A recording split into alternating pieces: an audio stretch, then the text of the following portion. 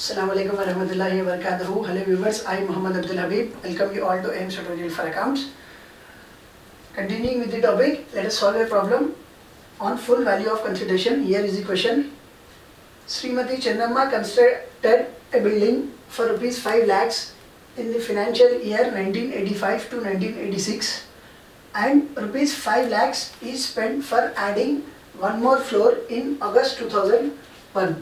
श्रीमती चन्नम्मा जो घर कंस्ट्रक्ट करे या जो बिल्डिंग कंस्ट्रक्ट करे वो कितने में कंस्ट्रक्ट करे? 5 लाख में कंस्ट्रक्ट करे and it is in the financial year 1985 to 1986 और फिर 5 लाख रुपए खर्च करके एक और फ्लोर ऐड करे इन अगस्त 2001. She sold the building for rupees 45 lakhs during the previous year, that is 2018-2019. The stamp duty value is 50 lakhs. यहाँ पे जो प्रॉपर्टी सेल कर रहे हैं कंसिडरेशन रिसीव कितना है? 45 लाख है और वो प्रॉपर्टी की स्टैम्प ड्यूटी वैल्यू कितनी है? 50 लाख है. अब ये क्वेश्चन में कंसिडरेशन रिसीव भी दिया हुआ है, स्टैम्प ड्यूटी वैल्यू भी दिया हुआ है. तब instead of taking consideration receive we will be calculating full value of consideration. Next, selling expenses were 64,000. The cost inflation index for the year 2001-2002 is 100. And the fair market value of the property on 1st April 2001 is 15 lakhs. As the property has been constructed before 2001, then at the time of calculating cost of acquisition, we will be taking here of the following two amounts: actual cost of the property and fair market value as on 1st April 2001. Calculate income from capital gain if the income from other heads is 7,90,000. This was the question and here is the solution, here is the working notes and here is the format. Let us discuss working notes first. सबसे पहले जो working notes आ रही है वो क्या है? Transferred asset. चिन्नमा क्या बेच रहे? बिल्डिंग बेच रहे. तो the asset is held by the assessee for more then 2 years. The period of holding for building will be more than 2 years to consider it as long term capital asset and less than or equal to 2 years to consider it as short term capital asset. But यहाँ पे चन्नम्मा 2 साल से ज़्यादा वो property रख के बेच रहे. As the asset has been held by the assessee for more than a period of 2 years, hence it will be considered as long term capital asset. Next, how do we find full value of consideration? अब यहाँ पे question में consideration receive भी दिया हुआ है, stamp duty भी दिया हुआ है. तो अब यहाँ पे फुल वैल्यू ऑफ कंसिडरेशन लेने से पहले सेलिंग प्राइस का 105% कैलकुलेट करेंगे. सेलिंग प्राइस कितना है? 45 lakhs है. The building has been sold for 45 lakhs. तब यहाँ पे 105% ऑफ 45 lakhs कितना हो रहा? 47,25,000 हो रहा. दूसरा स्टैम्प ड्यूटी कितना है? 50 lakhs. The stamp duty value is 50 lakhs. तब यहाँ पे when the stamp duty value is more than 105% of actual selling price, तब यहाँ पे स्टैम्प ड्यूटी वैल्यू 50 लाख है और एक्चुअल सेलिंग प्राइस का जो 105% है वो 47,25,000 है. तो ये दोनों में जो है ना stamp duty value 105% of actual selling price से ज़्यादा है. In such situation, stamp duty value will be taken as full value of consideration. Hence, stamp duty 50 lakhs will be taken as full value of consideration. तो यहाँ पे बजाय consideration receive 45 lakhs लेने के full value of consideration क्या लेंगे आप? 50 lakhs लेंगे. या next, here is the working notes for cost of acquisition, indexed cost of acquisition, indexed cost of acquisition and indexed cost of improvement. This will be discussing simultaneously. Here is the heading: computation of Srimati Chennamma income from capital gain for the assessment year 2019-2020. Format is particulars amount. तो अब तक यहाँ पे सबसे पहले format में क्या ले रहे थे आप? Consideration received. बट अब यहाँ पे क्या लेंगे आप? Full value of consideration. Full value of consideration which is 50 lakhs as we have calculated here. As the stamp duty is more than 105% of selling price, the stamp duty value 50 lakhs will be taken as full value of consideration. Full value of consideration will be taken as 50 lakhs. तब यहाँ पे जैसा consideration received में से selling expenses subtract कर रहे थे, उसी तरह फुल वैल्यू ऑफ कंसिडरेशन में से ट्रांसफर एक्सपेंसेस सब्ट्रैक्ट करेंगे विच आर 64,000. तो 50 lakhs में से जब आप 64,000 सब्ट्रैक्ट कर रहे हैं, कितना पैसा बच रहा? 49,36,000. This is called as net consideration. अभी नेट कंसिडरेशन में से क्या सब्ट्रैक्ट करना है? Indexed cost of acquisition. Indexed cost of acquisition मालूम करने से पहले क्या मालूम करना है आपको? Cost of acquisition. So as the property has been constructed by Srimati Chennamma before 2001, then cost of acquisition will be calculated by considering higher of the following two amounts, actual cost of the property and the fair market value as on 1st April 2001.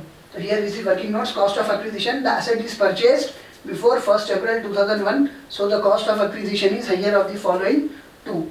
एक actual cost which is 5 lakh, कितने में construct कर रहे थे, 5 लाख में. दूसरा fair market value on 1st अप्रैल 2001, वो property की फेयर मार्केट वैल्यू 1st अप्रैल 2001 में क्या है, 15 लाख. तो इन दोनों में हायर अमाउंट कौन सा है, 15 लाख.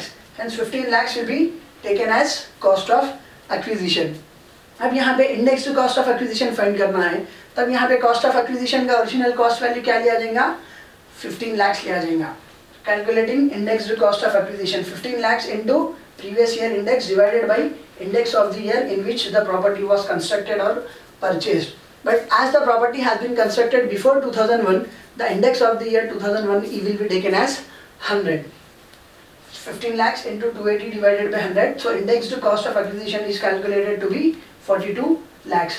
तो यहाँ पे net consideration 49 lakhs 36,000 में से index to cost of acquisition कितना subtract करेंगे आप, 42 lakhs. 49 lakhs 36,000 में से 42 lakhs सब्ट्रैक्ट कर दिए, क्या बच रहा, 7 lakhs 36,000. अरे 7 lakhs 36,000 में से और क्या सब्ट्रैक्ट करेंगे आप, index to cost of improvement. तो यहाँ पे चिन्नमा जो 5 लाख रुपए में प्रॉपर्टी कंस्ट्रक्ट कर रहे थे, फिर ड्यूरिंग 2001 अगस्त एक और फ्लोर ऐड करे जिसके लिए फिर 5 लाख रुपए खर्च करे. This will be called as cost of improvement. Now will be finding index to cost of improvement. वो कैसा फाइंड करते हैं, cost of improvement into previous year index divided by index of the year in which the improvement was made. तो यहाँ पे previous year index 2018-2019 का क्या रहेगा, 280 for the assessment year 2019-2020. तो यहाँ पे cost of improvement 5 lakhs into previous year index 280 divided by index of the year in which the construction or improvement was made divided by 100 which works out to be 14 lakhs. तो यहाँ पे 7 lakhs 36,000 में से कितना subtract करना है आपको, 14 lakhs. तो 7 लाख 36,000 में से 14 लाख सब्ट्रैक्ट करें, 6 लाख 64,000 का लॉस हो रहा. It will be treated as loss from capital asset और capital loss. Loss from capital asset 6 lakh 64,000. अब यहाँ पे अगर एसएससी को प्रॉफिट होता था तो long term capital gain would have been taxed at flat 20%. But as the SSC is incurring loss, the SSC is not liable to pay tax on long term capital asset. But यहाँ पे श्रीमती चिन्नमा के लिए income from other heads भी है 7,90,000.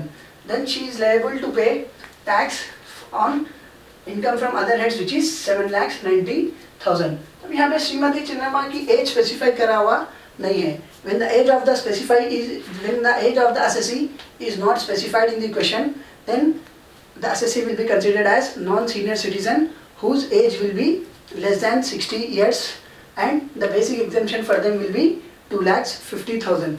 So before calculating tax liability, assessee का जो first income रहेगा 2,50,000, उस पे complete exemption देंगे जिसपे कुछ भी टैक्स पे करने की ज़रूरत नहीं है. As the assessee comes under non-senior citizen, तो यहाँ पे फर्स्ट जो 2,50,000 की इनकम रहेंगी उस पर कुछ भी टैक्स पे करना नहीं रहेगा.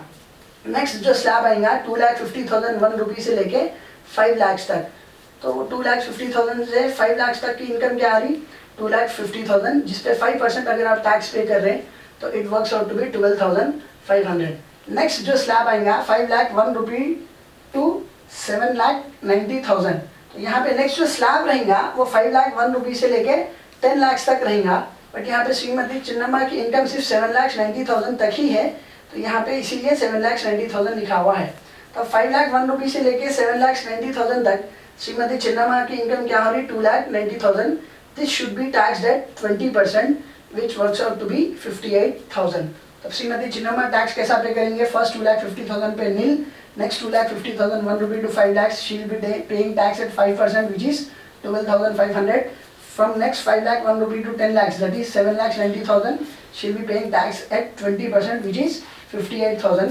Hence the tax, income tax of Srimati Chinnamma is 58,000 plus 12,500 which works out to be 70,500. अब ये इनकम टैक्स में और क्या ऐड करेंगे आप, surcharge if applicable and health and education cess at the rate 4%. तो health and education cess is always calculated at 4% of income tax. अब यहाँ पे इनकम टैक्स कितना आया 70,500, तो ये 4% किस पे कैलकुलेट करेंगे आप, 70,500. So health and education cess at the rate 4%. 70,500 into 4 divided by 100, which is 2820. Hence the total tax liability of Srimati Chinnamma is 70,500 plus 2820, which works out to be 73,320. Hope you have liked my video, and if you like my video, do subscribe to my channel AIMS Tutorial for Accounts. And if you are a new subscriber to my channel, don't forget to press the bell icon for further notifications.